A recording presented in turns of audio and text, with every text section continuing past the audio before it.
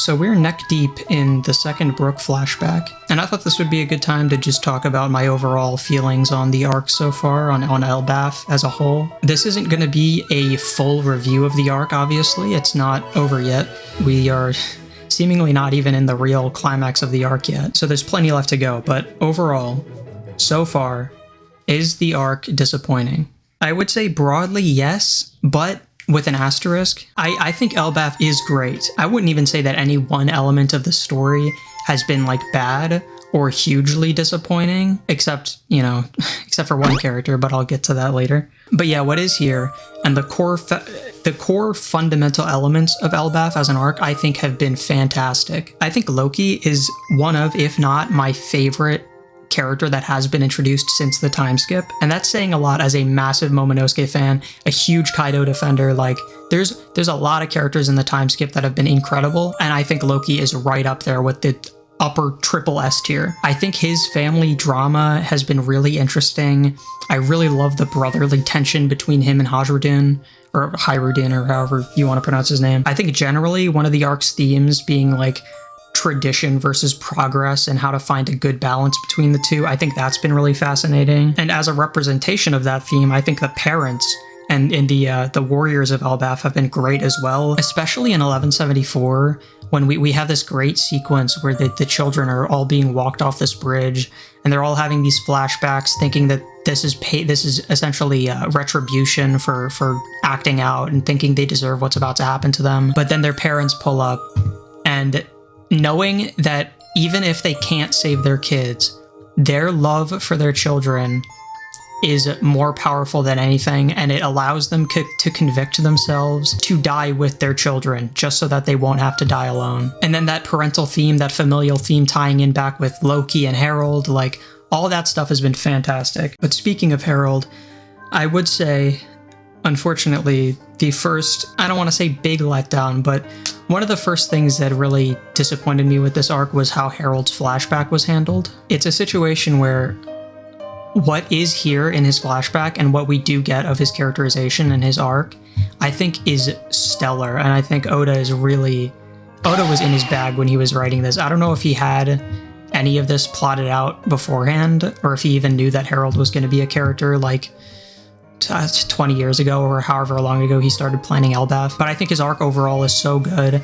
I love how flawed he is and how hard-headed he is. But even within this first full chapter with him, I think it kind of started to show what would end up being my big problem with the flashback, and that's that Harold's arc in general, there's a lot of, we see the build-up and we see what informed the decisions that he makes, but we don't see a lot of the connective threads. We don't see a lot of that actual decision making play out on screen. And granted, I haven't done a full reread of the flashback or the arc yet, and I think I'm going to do that when the arc is over. I'm going to start from the beginning and read the whole thing again. But yeah, like I said, even in this chapter, you start it with Harold being this completely rambunctious, just pretty much evil, like no consideration for anyone else, especially people smaller than him. He shows up to this island. He sees that there's a cute giant lady. Within the span of a couple pages, he's done a complete 180 in terms of his personality. And I do buy that Ida would change him and that he would make such a drastic change.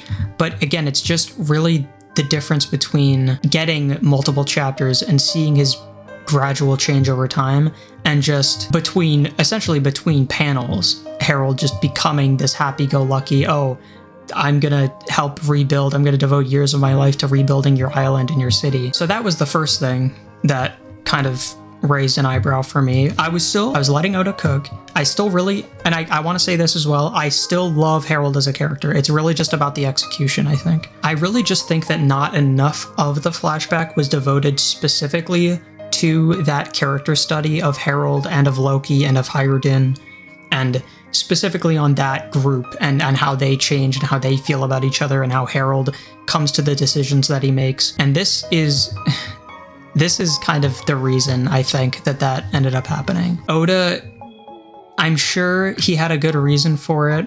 I'm sure this was probably in his mind the best place to put this stuff, but all of the God Valley stuff it takes up so much of Harold's flashback. It completely hijacks a story that I found so compelling and a character arc that I found so compelling, and it just completely sidelines it so that we can get God Valley lore. I like the God Valley stuff a lot. I think the God Valley flashback is fantastic, especially because of Rox.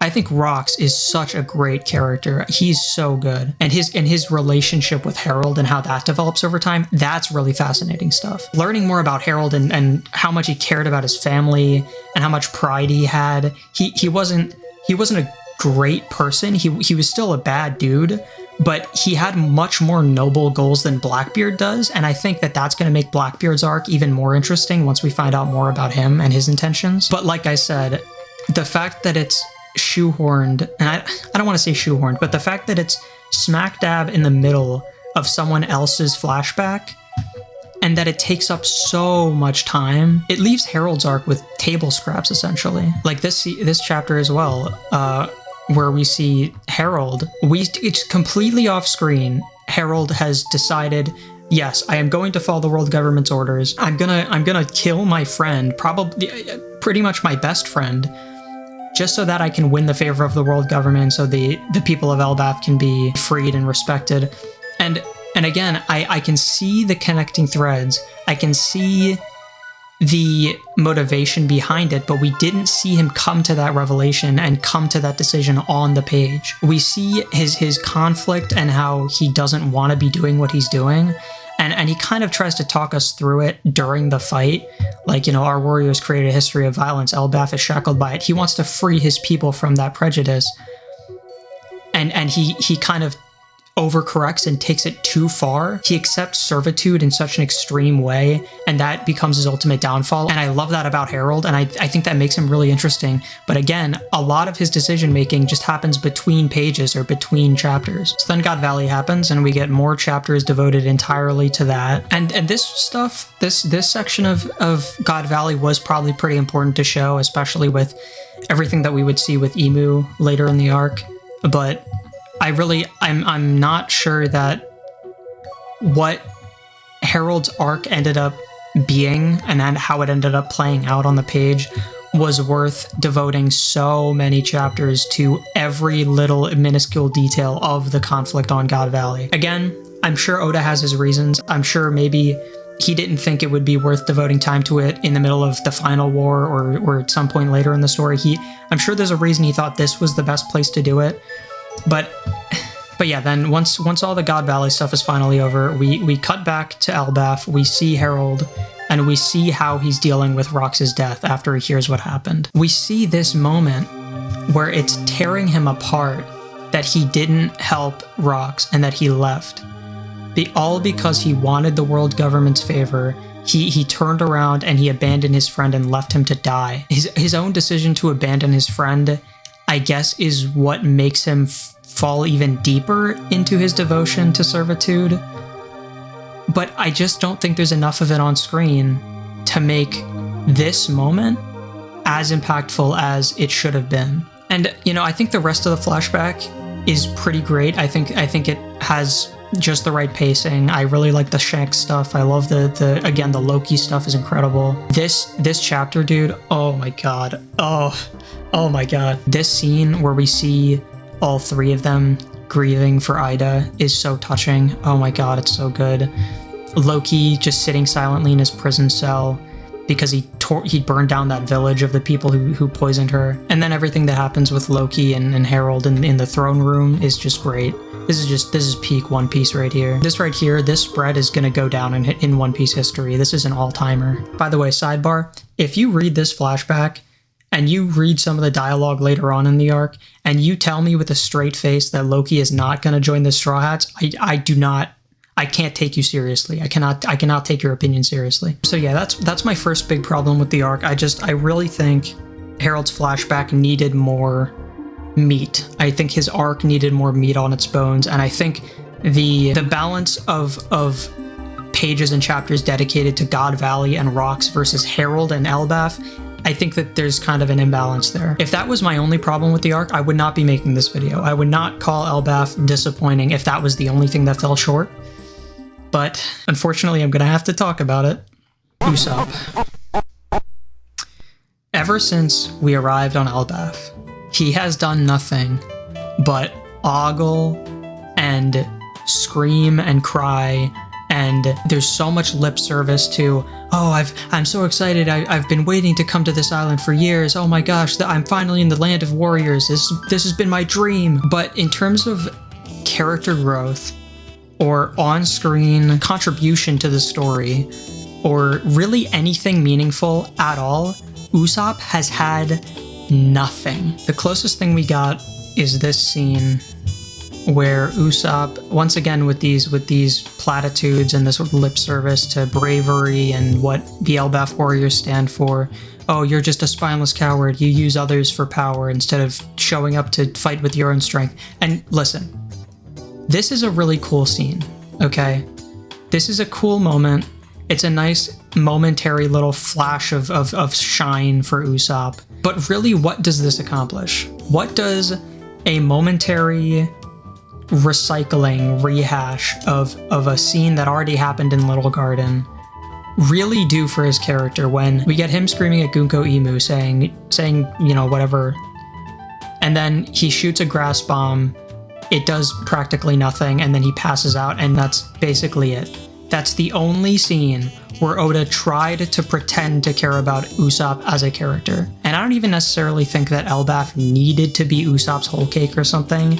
I'm okay with him being secondary to like Loki and Luffy and stuff, because Loki's story, again, is to me the heart of this arc, and I think that it's fantastic and I think it's great, especially if he joins the crew. I cannot begin to express how excited I am for that possibility. But I needed something.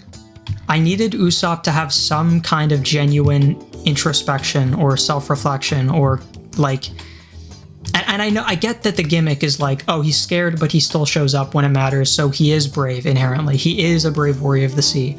But even that isn't really being focused on that much in this arc. We've seen a lot of him running away and praising the warriors of Elbaf, and again, all this lip service, but he hasn't done anything to display actual character growth on screen. We're still not done with the arc yet.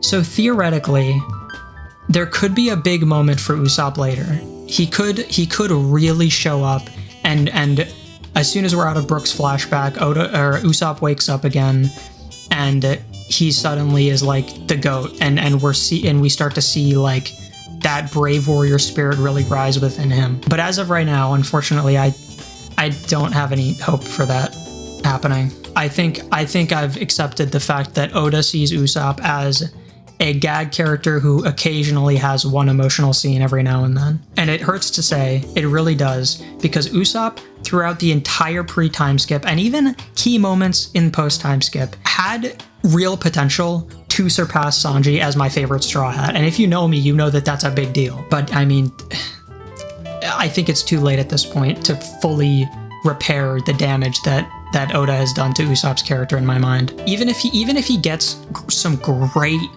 like, top tier, S tier stuff in the final war, I think Elbaf should have been the arc for that. I think this should have been the time. He should have shined in this arc. And Usopp's lackluster showing in this arc has only been highlighted by the live action. Say what you will about the Netflix show, it's not perfect. It's far from perfect.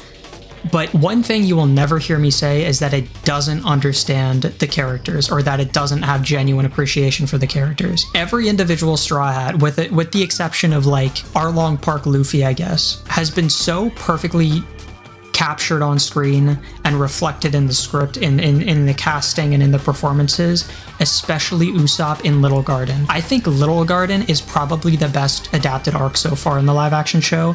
And that honestly shocks me. I really didn't think that would be the standout for me. It just did my boy Usopp so good. And especially right now, while Elbaf is coming out and he's been so disappointing as a character, like, it feels so nice to get something quality out of Usopp. Now, I've got a couple other, like, tiny nitpicks that I could throw in there, like, I kind of wish Loki's Devil Fruit wasn't just another mythical Zoan. I wish they weren't leaning as heavily into the Fate stuff as they are, but I mean, I can make a whole 30-minute video essay about how much I hate Nika and how Luffy has been treated by the lore in this story and all the Fate and all that nonsense, but that's not what I'm talking about right now. At its best, Elbaf has been incredible. It's just that a couple really key, really important elements of the story have been a little bit disappointing for me, and it is what it is. I'll give it a full reread once it's over. Hopefully it feels better. on a binge rather than the weekly, week-to-week release. But yeah, as of right now, good arc, a little bit disappointing.